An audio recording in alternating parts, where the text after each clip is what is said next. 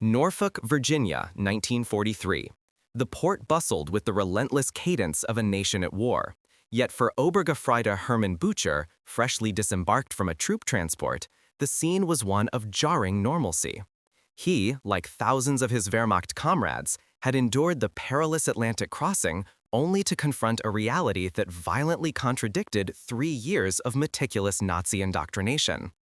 He saw not the starving, racially impure, and industrially crippled America depicted by Reichsminister Goebbels, but instead a vibrant tapestry of civilian life, unscarred by bombing campaigns, where black and white laborers worked side by side, operating machinery that seemed to belong to a future century. This was not the decadent plutocracy they had been promised. This was something far more perplexing. As these German prisoners of war were processed through reception centers across the American South and Midwest, military intelligence officers and nascent psychological observers faced an unprecedented operational challenge. These were not merely captured combatants. They were, in many cases, deeply indoctrinated adherents to an insidious totalitarian ideology. Their internal mental models of the world, meticulously crafted by sophisticated propaganda mechanisms, clashed dramatically with the observable, tangible reality of American society. The sheer abundance of food, the untouched infrastructure, the open display of civic freedoms, and even the commonplace sight of integrated workforces presented a profound cognitive dissonance for men who had been taught America was on the verge of collapse, its people weak, divided, and impoverished. This psychological chasm, this immediate and undeniable contradiction, was not just an anomaly. It was identified as a critical vulnerability. For the American command, understanding and potentially exploiting this dissonance became a strategic imperative, laying the groundwork for a covert, ambitious program designed not just to contain, but to fundamentally alter the ideological landscape within the minds of its former enemies. The initial influx of Wehrmacht prisoners into American custody presented a formidable psychological challenge. Far from encountering a demotivated or disillusioned enemy, American intelligence officers and newly deployed psychological warfare specialists were confronted with a pervasive and deeply entrenched Nazi ideology. These were not merely soldiers. Many were fervent adherents to a worldview meticulously cultivated by the Third Reich over more than a decade. Early assessments, conducted through extensive interviews, observational studies, and the meticulous analysis of personal correspondence, revealed a profound cognitive dissonance. Prisoners often expressed unwavering loyalty to Adolf Hitler, citing his perceived genius and Germany's inevitable victory, even amidst overwhelming evidence to the contrary. Their understanding of the Allied war effort, particularly that of the United States, was almost entirely shaped by Goebbels' propaganda machine, a decadent, racially divided, and militarily weak nation, teetering on the brink of collapse. This stark divergence between their indoctrinated beliefs and the unfolding reality of American power and societal structure became immediately apparent. Psychologists quickly identified several core tenets that underpinned this ideological resilience: an absolute belief in racial supremacy, a profound contempt for democratic institutions, and an almost messianic faith in the Führerprinzip, the leadership principle. The task was not merely to ascertain military intelligence, but to map the psychological terrain of the enemy's mind. Their convictions were often impervious to simple factual refutation, one report noted, highlighting the deeply emotional and identity-based nature of their beliefs. This understanding underscored a critical strategic imperative. Traditional prisoner management, focused solely on security and basic welfare under the Geneva Conventions, would prove utterly inadequate for the long-term objective of influencing post-war Germany. The problem was thus unequivocally defined: a deeply indoctrinated population holding beliefs antithetical to the very principles the Allies fought for, yet destined to return to a Germany that would require fundamental reorientation. This pervasive ideological barrier necessitated a proactive, targeted psychological approach, moving beyond mere containment to an ambitious, unprecedented program of ideological transformation. The battle, it became clear, would extend far beyond the physical front lines, into the very minds of the captured enemy. The arrival of hundreds of thousands of German prisoners presented the Allied command with a logistical and humanitarian challenge of unprecedented scale. But beyond the immediate concerns of housing, feeding, and guarding these individuals, a far more profound strategic question loomed. What would become of Germany after the inevitable collapse of the Third Reich? The answer to this question, the architects of American post-war policy understood, depended not merely on territorial division or economic reconstruction, but on a fundamental transformation of German society itself. This realization marked a critical pivot from conventional prisoner of war doctrine. Traditionally, the treatment of POWs focused on containment, humane treatment in accordance with the Geneva Conventions, and their eventual repatriation. However, the totalitarian nature of Nazism, its pervasive ideological grip, and the sheer scale of its atrocities demanded a far more proactive approach. The strategic imperative was clear: simply containing these men was insufficient. Allowing them to return to a defeated Germany still steeped in National Socialist dogma would be to sow the seeds of future conflict. The U.S. War Department, influenced by insights from intelligence services and psychological assessments of captured Germans, began to grasp the depth of this ideological challenge. The objective extended far beyond mere denazification. It was an ambitious campaign for re-education, a deliberate and systematic effort to dismantle the ingrained tenets of National Socialism and replace them with democratic principles. This was not born purely of altruism, but from a pragmatic assessment of long-term geopolitical stability. A democratic, stable Germany, integrated into a future European order, was perceived as a vital bulwark against potential Soviet expansionism and a crucial partner in maintaining post-war peace. American strategists recognized that the minds of these 400,000 German POWs represented a unique, albeit challenging cohort. They were, in effect, a microcosm of the German population, and their ideological transformation could serve as a powerful catalyst for a broader societal shift upon their return. This was, in essence, an early form of nation-building, executed not with military might, but with psychological acumen. The program, therefore, was conceived as a multi-layered strategic initiative. It aimed to inoculate these former adversaries against totalitarian ideologies, cultivate an appreciation for democratic values, and equip them with the intellectual tools necessary to rebuild a free and responsible Germany. This was an investment in the future, a calculated move on the grand chessboard of international relations, designed to ensure that the peace won on the battlefield would endure through ideological victory. Achieving such a profound ideological victory, however, demanded a specialized corps of intellectual combatants. It was not the conventional military intelligence officer or the field commander who would spearhead this particular campaign, but rather a cadre of American psychologists, sociologists, and educators. These specialists, often drawn from academia and government research bodies, possessed a unique understanding of human behavior, social dynamics, and the powerful mechanisms of mass persuasion. Their collective expertise was critical in dissecting the psychological architecture of Nazi ideology, a formidable structure built on fear, manufactured grievance, and a sophisticated propaganda apparatus. The challenge was not merely to counter specific falsehoods, but to dismantle deeply entrenched belief systems and foster a genuine appreciation for democratic principles within hundreds of thousands of individuals.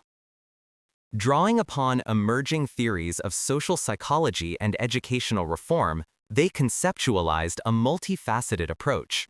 This involved understanding the cognitive dissonance experienced by soldiers who had been fed a narrative of American weakness and decadence only to encounter a society of unexpected prosperity and freedom. Their operational design for the re-education program moved far beyond simple indoctrination, emphasizing experiential learning and subtle persuasion. They proposed methods ranging from carefully curated libraries and educational courses to fostering self-governance within the camps, allowing the POWs to practice democratic processes firsthand. The objective was not to force conversion, but to sow seeds of doubt, cultivate critical thinking, and present a compelling alternative to the totalitarian doctrines they had served. Following the initial psychological assessments of the captured German personnel, American strategists recognized that mere internment, while militarily expedient, represented a missed opportunity on the ideological front. A more profound engagement was deemed a strategic imperative, a calculated campaign to dismantle years of ingrained Nazi doctrine. This campaign coalesced under what became known as the Special Projects Division, an initiative meticulously designed by American psychologists to curate and disseminate information, effectively turning the internment camps into an unprecedented theater of psychological warfare. The primary vectors for this subtle offensive were carefully established camp libraries.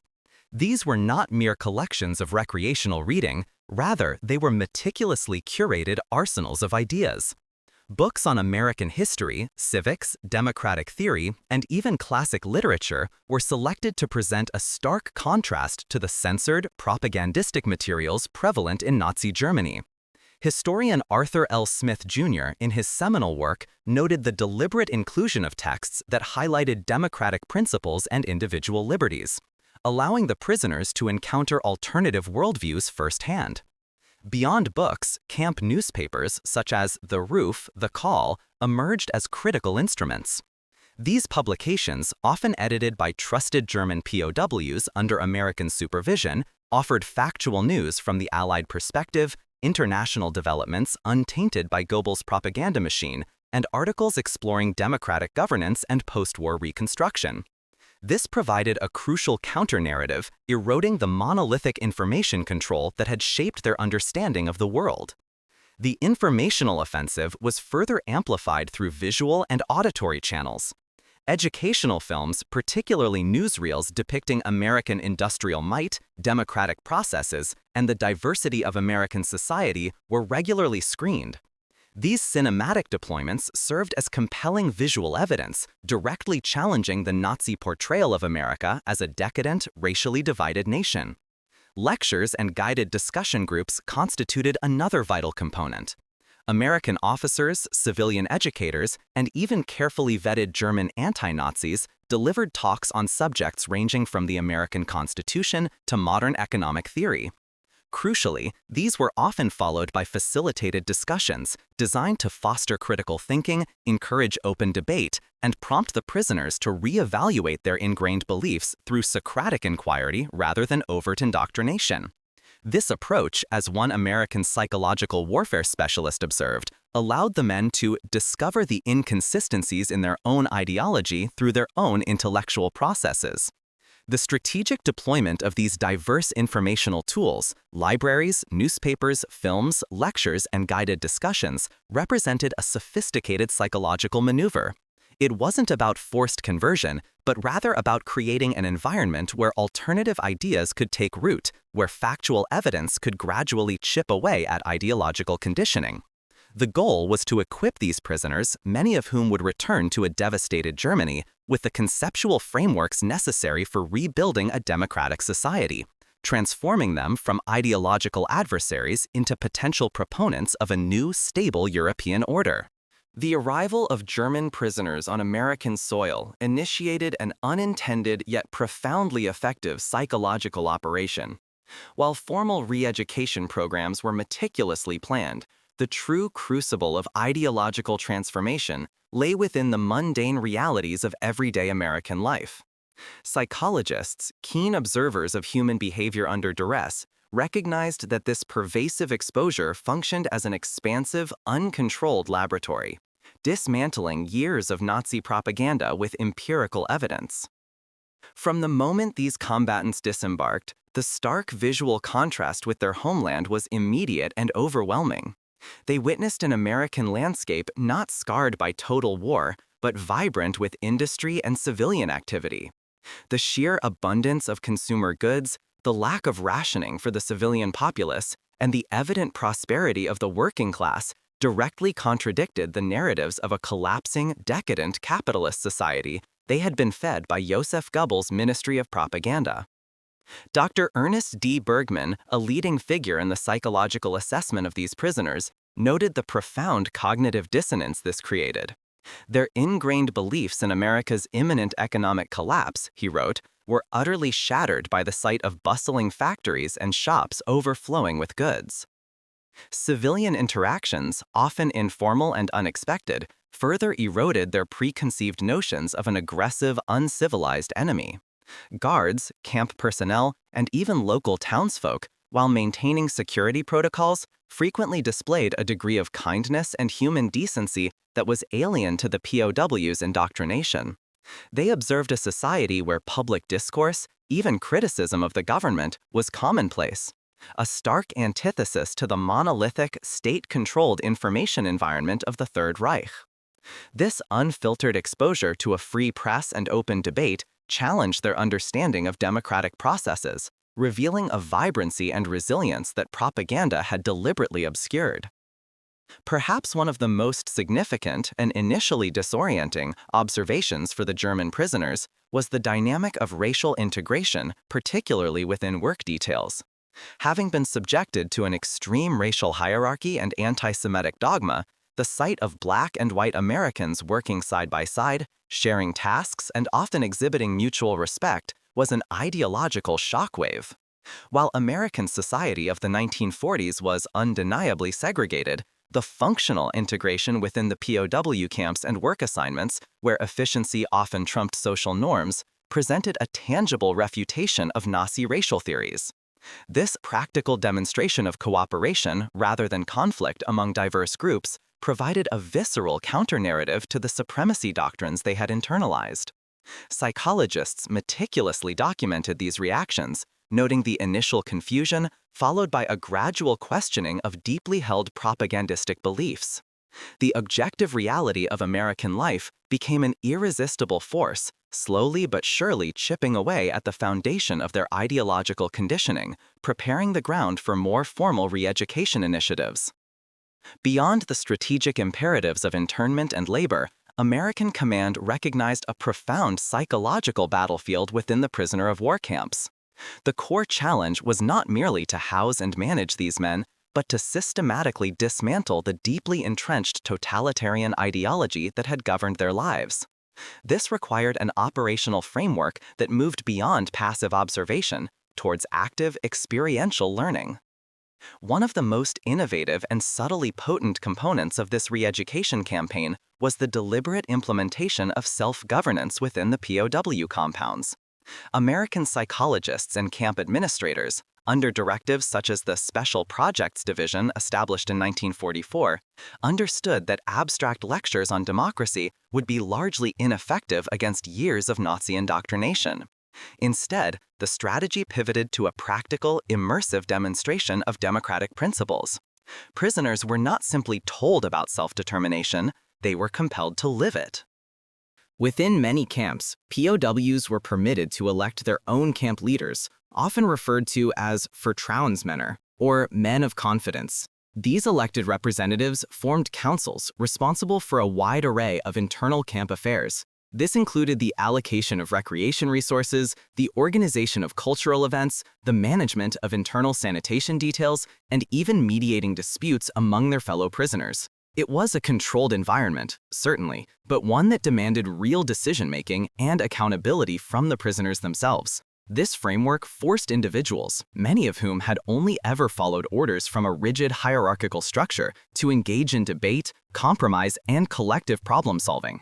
They had to articulate needs, build consensus, and then take responsibility for the outcomes of their decisions. American psychologists and intelligence officers meticulously observed these nascent democratic experiments, noting the shifts in leadership styles, the emergence of more moderate voices, and the gradual erosion of ideological rigidity as practical challenges demanded pragmatic solutions. The impact was profound. Prisoners experienced firsthand the efficacy of a system where power was distributed, where representation mattered, and where collective action could lead to tangible improvements in their daily lives. This direct engagement with democratic processes served as a powerful counter-narrative to the monolithic, top-down control they had known under Nazism. It was a strategic psychological maneuver designed to cultivate the seeds of democratic thought not through coercion, but through the lived experience of self-determination, preparing them, quite literally, to become agents of a transformed post-war Germany. The efficacy of this re-education gambit was not merely theoretical, it was painstakingly observed and documented through the personal metamorphoses of thousands of prisoners. The American psychological cadres, tasked with monitoring ideological shifts, meticulously recorded these transformations, turning individual journeys into critical data points for the program's overall strategic assessment. Herman Butcher, whose initial astonishment at American prosperity we previously noted, served as a quintessential example of this slow but undeniable shift. Initially a committed member of the Hitler Youth, Butcher's early psychological profiles revealed a rigid adherence to Nazi racial doctrines and a profound disbelief in the viability of multi-ethnic societies. His initial observations in Norfolk of Black and white Americans working alongside one another were logged by observers as a source of deep cognitive dissonance, a direct challenge to years of ingrained propaganda. Yet, within months, Butcher's sustained interactions with African American laborers within the work details, his unfettered access to uncensored American media, and the consistent, equitable treatment he received within the camps began to erode these deeply ingrained prejudices. His later journals and interview transcripts, diligently analyzed by program staff, revealed a growing intellectual curiosity, culminating in his active participation in democratic discussion groups. He was observed challenging former comrades who clung to their radical ideologies, advocating for the very principles he once scorned. He reportedly told a fellow prisoner, "The America I saw was not the America Goebbels described." Another compelling case was that of Georg Gartner, a former Wehrmacht sergeant who arrived in American custody with a highly developed sense of military discipline but a complete unfamiliarity with democratic processes. Program staff noted Gartner's initial skepticism towards the camp's self-governance structures, viewing them as inherently chaotic and inefficient compared to the hierarchical command structure he was accustomed to. However, as Gartner witnessed the pragmatic efficiency and perceived fairness of elected prisoner representatives in managing daily camp life, from canteen operations and recreational activities to grievance procedures, his perspective began to evolve. He eventually volunteered for, and subsequently secured, a position on a camp council, actively participating in the very democratic mechanisms he initially dismissed. His reports reflected a newfound appreciation for consensus building and individual accountability, a marked departure from the top-down authoritarianism he had previously experienced. Psychologists noted his growing capacity for critical thought regarding political systems, moving beyond rote memorization of party lines. These individual narratives, replicated across thousands of POWs, provided tangible proof to the American psychological and military strategists that the soft power approach, grounded in exposure to democratic ideals and a humane operational doctrine, could indeed achieve a profound ideological recalibration of a former adversary. The transformation was not instantaneous, but a gradual, observed erosion of dogma, replaced by an understanding, if not always an immediate embrace, of alternative societal structures. While the preceding accounts illustrate profound transformations, it is imperative to acknowledge that this unprecedented psychological campaign was neither uniformly successful nor without significant friction. The ideological battlefield within the prisoner camps presented its own formidable challenges, with deeply entrenched Nazi convictions forming resilient lines of defense against democratic ideals. For many German prisoners of war, particularly the younger generations forged within the crucible of the Hitler Youth and Goebbels' relentless propaganda machine, Nazism was not merely a political affiliation. It constituted their core identity, their moral compass, and their explanation for the world's complexities. This ideological rigidity presented a significant barrier. American psychologists like Dr. Henry Dix and Dr. Carl Jung understood that a direct confrontational assault on these beliefs would likely prove counterproductive, generating only further entrenchment. Instead, their strategy focused on subtle exposure and the gradual erosion of preconceived notions, but even this nuanced approach met fierce resistance. Hardline Nazi elements, often referred to as the Gegner, or opponents, actively worked to undermine re-education efforts from within. These groups, frequently composed of SS members or committed party cadres, operated as internal counter-propaganda units. They would intimidate fellow prisoners who showed any inclination towards American values, confiscate educational materials, and even resort to physical violence against those perceived as traitors to the Reich. Reports from camp intelligence officers detailed clandestine meetings where loyalty oaths to the Fuhrer were renewed and plans were hatched to disrupt camp order and subvert American initiatives. The tactical response by the American command was often to segregate these recalcitrant prisoners into separate maximum security camps, effectively isolating their influence and protecting the more receptive majority from overt coercion. This was a critical logistical and security maneuver designed to preserve the integrity of the re-education program itself. The psychological mechanisms underlying this resistance were complex. Many prisoners exhibited classic signs of cognitive dissonance, wherein overwhelming evidence of American prosperity and freedom, which directly contradicted Nazi propaganda depicting a decadent, weak America, was rationalized away. They might dismiss it as elaborate trickery, temporary wartime abundance, or simply an illusion designed to break their will. Furthermore, the powerful forces of group cohesion and social pressure within existing German military units played a significant role. Deviating from the prevailing Nazi line within one's peer group risked ostracization, social isolation, or even physical harm, creating a profound disincentive for open intellectual exploration. For others, the fear of the unknown, the prospect of returning to a defeated, potentially unrecognizable Germany under a foreign-imposed democratic system, made clinging to the familiar, albeit failing, Nazi ideology a psychological refuge. Ultimately, the program had inherent limitations. The sheer scale of the operation meant that not every single POW could receive the same intensive level of psychological engagement. Resource allocation prioritized those identified as having the greatest potential for future democratic leadership or those deemed most susceptible to change. Language barriers, despite translation efforts, often obscured the nuanced philosophical underpinnings of democracy. Moreover, the varying durations of captivity meant some prisoners were repatriated before any deep-seated ideological shifts could fully mature. While significant, the transformations observed were rarely absolute, and a segment of the prison population remained unyielding ideologues, returning to Germany with their Nazi convictions largely intact. Yet, the very existence of such fervent resistance paradoxically underscored the potency of the psychological re-education efforts. It demonstrated that the American approach was indeed reaching the core of Nazi ideology, even if the battle for every mind was a protracted and often incomplete engagement, a strategic contest of ideas that continued long after the battlefield fell silent. The silence that followed the battlefield's roar did not signal the end of the strategic engagement. Instead, it ushered in a critical phase of evaluation, measuring the true impact of the psychological re-education efforts.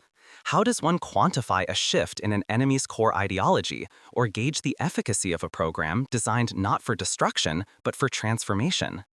American psychologists and intelligence officers, recognizing the unprecedented nature of this ideological campaign, deployed a multifaceted assessment strategy to answer these formidable questions. One primary tool involved extensive, often anonymous, surveys administered to POWs across various camps. These questionnaires probed deep into attitudinal shifts, evaluating prisoners' evolving perspectives on democracy, the future governance of Germany, and their views on the war's causes and consequences. They sought to identify the erosion of Nazi dogma and the nascent acceptance of liberal democratic principles, aiming to map the ideological vectors of the captive population. Beyond quantitative data, qualitative insights were gathered through structured and unstructured interviews. Trained psychologists and intelligence operatives engaged with thousands of prisoners, meticulously documenting individual transformations, identifying re-educable individuals, and discerning the recalcitrant Gagner factions. These personal engagements provided invaluable granular data on cognitive dissonance resolution, the breakdown of propaganda narratives, and the emergence of critical thought patterns, offering a microscopic view of the psychological battlefield. The ultimate litmus test, however, lay in the post-repatriation phase. As hundreds of thousands of former POWs returned to a devastated Germany, Allied occupation authorities, intelligence agencies, and sociological researchers meticulously tracked their reintegration. Reports from the U.S. Army's Information and Education Division, as well as subsequent academic studies, consistently highlighted a marked difference in the civic engagement and political leanings of those who had experienced American captivity compared to those repatriated from other Allied nations or who had remained in Germany. These assessments indicated that former American-held POWs disproportionately gravitated towards Democratic parties, actively participated in local government reconstruction, and often displayed a vocal rejection of extremist ideologies. Their experiences in the American camps, particularly the exposure to functioning democratic practices and the abundance of civil society, demonstrably fostered a pro-Western, pro-democratic sentiment. This transformation was not universal, but its statistical significance was undeniable, forming a crucial human capital component for the eventual establishment of the Federal Republic of Germany. As noted by historians such as Arthur L. Smith Jr., these evaluations provided compelling social proof that the American re-education program had, against formidable ideological resistance, achieved a significant, measurable success in reshaping the political landscape of a generation. As the Allied victory in Europe became increasingly certain, the strategic focus shifted from purely military containment to the intricate logistical and ideological challenges of post-war reconstruction. For the vast population of German prisoners held in the United States, their future was not merely one of repatriation, but for many, one of potential ideological deployment. The American psychological warfare units, having meticulously observed and categorized the POWs for years, initiated a more rigorous selection process. This was not a random act, but a calculated effort to identify individuals who had genuinely disavowed Nazism and embraced democratic principles.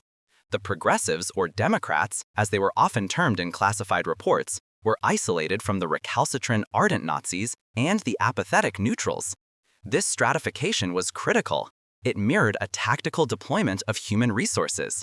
These selected individuals, numbering in the tens of thousands, were then funneled into specialized programs. These were not generic re-education lectures, but intensive curricula designed to equip them with practical skills and theoretical frameworks essential for a democratic society. They studied political science, economics, civics, and the principles of local governance. American educators and intelligence officers presented detailed case studies of functioning democracies, emphasizing civic participation, rule of law, and economic self-reliance. The intent was clear: to cultivate a cadre of informed, pro-democratic leaders.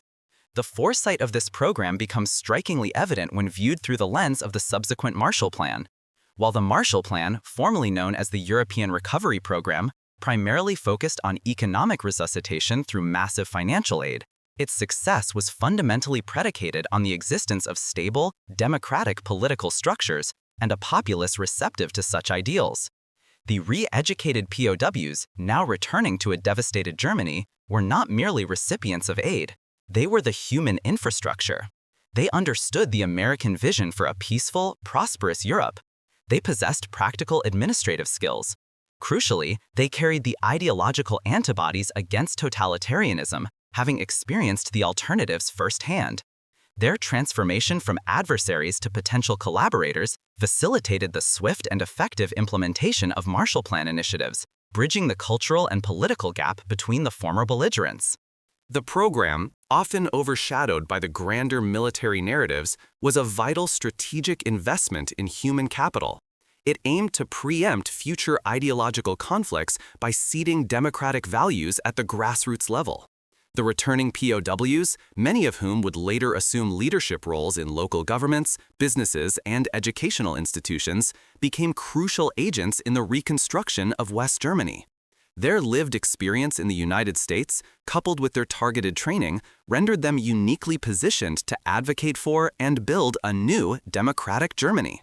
This psychological campaign, initiated years before the formal economic aid began, thus served as an indispensable precursor to the success of the Marshall Plan, demonstrating an astute understanding of long-term strategic influence beyond mere battlefield victory.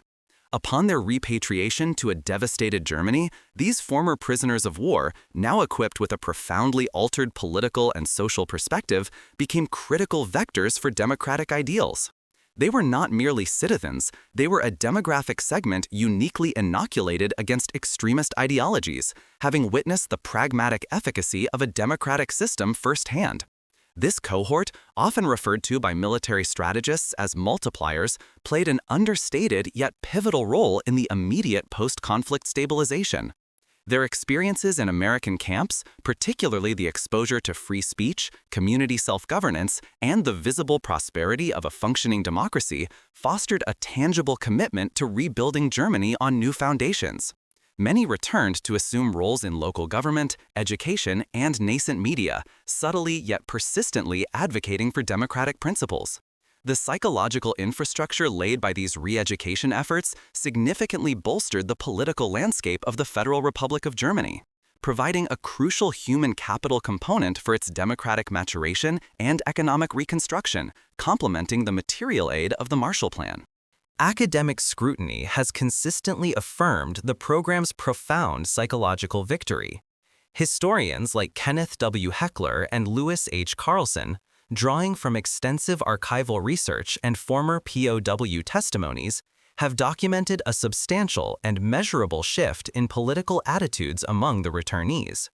Their research confirms that a significant majority of these individuals became staunch proponents of democracy, actively rejecting the totalitarian tendencies that had plunged Europe into war. This wasn't merely compliance, it was a fundamental ideological reorientation.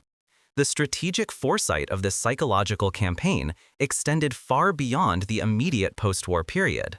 It forged a new relationship between former adversaries, fundamentally altering the geopolitical calculus of the Cold War.